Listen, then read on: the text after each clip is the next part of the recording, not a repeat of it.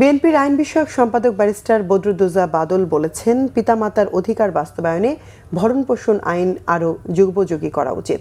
Debate for democracy আয়োজিত পিতামাতার অধিকার বাস্তবায়নে ভরণ-পোষণ আইন নিয়ে ছায়া সংসদ বিতর্কে তিনি একথা বলেন। ব্যারিস্টার বাদল বলেন, আইন অনেক আছে কিন্তু প্রয়োগের অভাবের কার্যকারিতা নষ্ট হয়। তিনি বলেন, পিতামাতার ভরণ-পোষণ নিয়ে বর্তমান আইন অনেকাংশ সংশোধন করা দরকার। প্রবীণ নিবাস কেন ছেলে মেয়ের ঘরই হবে বাবা মায়ের নিবাস জানিয়ে সুপ্রিম কোর্টের এই সিনিয়র আইনজীবী বলেন, সামাজিক অবক্ষয় এবং আইনের কার্যকারিতার অভাবেই পিতামাতাকে শেষ বয়সে অমানবিক কষ্ট করতে হচ্ছে। অতি অর্থের মালিক, অতি স্বাবলম্বিতা, সন্তানদের অতি লোভ পিতামাতার প্রতি তাদের উদাসীন করে তুলেছে।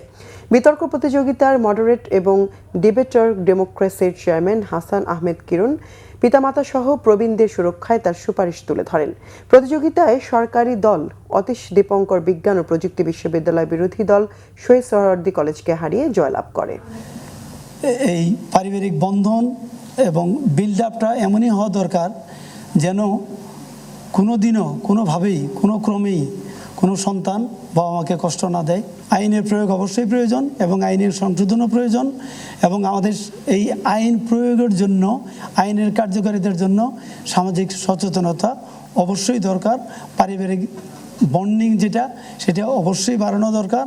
এটার জন্য প্যারেন্টসেরও দায়িত্ব আছে, ছেলে মেয়েকে কীভাবে বিল্ড আপ করতেছে এটাও ইম্পর্টেন্ট।